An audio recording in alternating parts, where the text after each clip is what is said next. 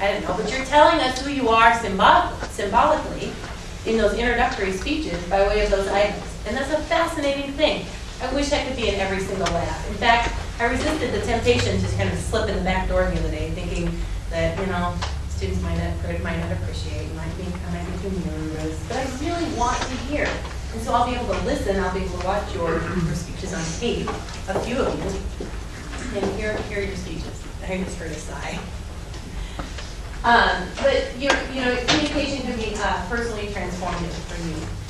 Did you come here, Musa, and now you're a coyote, right? And you got 4th place over the weekend, and that built your confidence, your ethos on campus as a coyote, because you're number 4, my man, and you're going to be number 1, and we're behind you all the way. And and you're communicating something non-verbal. You know what? I bet you walk in here a little taller, and we're going to respect you a little bit more. And maybe, but your communication speaks volumes about it. Communication is certainly a process. And that first tricky question, the answer to the question was what?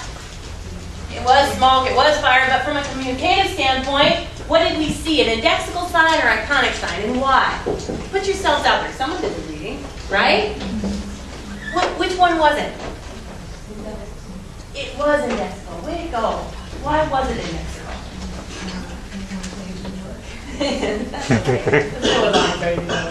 That's okay. Yes, it was indexical. We would have seen a fire. That would have been an icon. Indexical signs stand for something. In much of our communication, as human beings, is symbolic. A word is a word is a word, right? Let's talk for a minute about profanity. This is a favorite conversation of mine with students.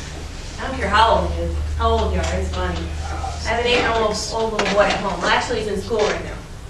And he came home from the kindergarten playground 3 years ago, and something didn't go right. And he goes, "Oh shit, Mom." Oh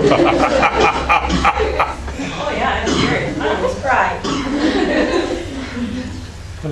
We try not to isolate our children, but we insulate them. I don't go home and use profanity. We've got a grandpa that we have to filter every once in a while. And an uncle that makes it sound poetic. But I got to thinking about it, and he said, and I admonished him, and I said, "Oh shit, dude, that's a bad word, honey." And he said, "Why?" And I said to myself, "Yeah, why?" And then I went into my communicative scholar, and I said, "Because the word is arbitrary, but it's the meaning behind it." And his 5-year-old little self looked up at me and okay. And I said, "Because you mean something bad when you say S-H-I-T together. But if you really think about it, it's a word. F-U-C-K. It's a word. A-S-S. It's a word. The word is arbitrary, but when you add meaning to it, it becomes a dirty word, right? Don't say it out loud. Think of the worst word you know.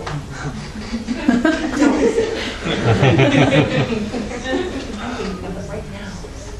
I know what you're thinking. Well, what makes that word a dirty word? It's the meaning behind it. Is our language static? What do I mean by that?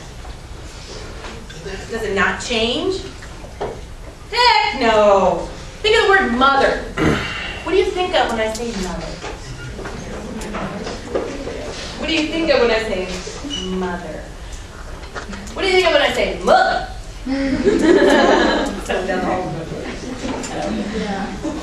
It's the same word, isn't it? Is it? The tone makes the difference. What else makes the difference? Context. And the meaning changes, right? With my inflection, you may spell mother, M-U-T-H-A, I'm not sure. Someone cuts me off in traffic and I say, "Oh, mother."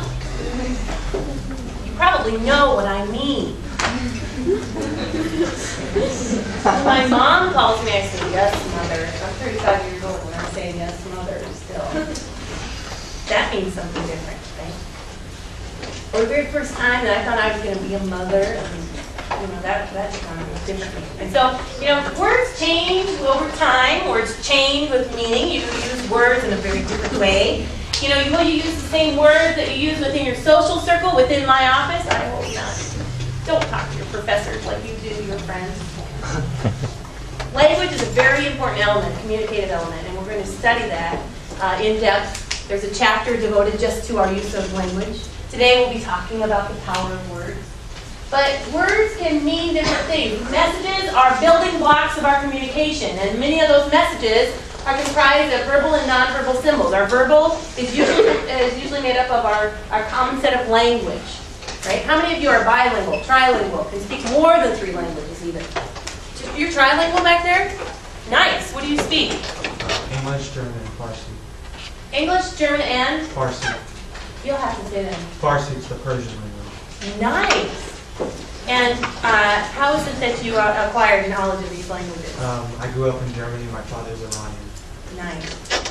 And does that add greater awareness for you about language and the complexities of language and structure and meaning? Yes. Right, and slang? Certainly. Certainly. Our iconic signs and lexical signs. Iconic signs stand for something that's a literal interpretation of a message, of a symbol, right? I meant this as Charlie Coyote. I probably should have used one of marketing's approved images for Charlie Coyote. But that would mean, that would be an iconic sign of Charlie Coyote. Another example of an iconic sign would be like a smiley face. It literally means happy, right? Now, an indexical sign stands for something. It represents something. It gives us a clue of something. Smoke gives us a clue that there's fire, right? This warning sign gives you a clue that it needs your attention or danger, right? My husband's a farmer, and so I'm following all sorts of warning signs all the way home, right? His little corn wagon going 5 miles an hour. Come on, Grant. And I'm staring at the orange sign, right? And that means I should slow down, I should caution. It's a warning. That's an indexical sign. We create meaning, and we have all sorts of different levels of meaning. We have the literal level of the content meaning of what we say. And then we also have the relational level. You and I are building a relational level, as crazy as sounds, between 1 and 156, no, there are how many? 122 people in here today. You know, we're establishing this relationship between instructor and student. Can I trust you? You're thinking, can I trust her? Is she going to trick us? Is she going to try to fail us? I'm thinking, are they going to come to class? Are they going to be responsible? Are they going to cheat? Are they going to be engaging? Are they going to be mean? You know, we have all sorts of things happening on the relational level, and we have all sorts of things happening on the content level. I'm disseminating some information. I'm trying to do so in an engaging way so that it's not boring. It's 101 degrees in here, I swear. And so I needed to pay attention to that too. And that impacts the level of meaning. But there are different meanings to a message. I'm not going to stay here long, but know the definition of human communication and what makes that unique as communicators. You know, you can teach a dog all sorts of symbolic communication. Right? You can teach a dog how many words? How many words does a dog know? Are they able to recognize, what, 80 words? Is that fair? I think they have the intelligence of your average 3 to 4 year old. Of course, I should have asked you. A walking encyclopedia. Thank you. All right. Now, can a dog teach another dog that same skill set? Probably not, because they don't share the language, right? They might mimic each other. They might learn that way. But we as human beings have the unique ability to symbolically share our meaning through our verbal and our nonverbal channels. Try to say something without saying anything at all. That happens all the time, and we devote an entire chapter on nonverbal communication. Are you a people watcher? Anyone? My husband and I love to watch people. We love to go to Vegas because, no, I don't like to gamble that much. I don't like to lose that much money. But we love to people watch. There's no better place to watch people than Las Vegas. Let me tell you. Woo. Right? Sometimes we play a little game with each other. We try to guess people's names.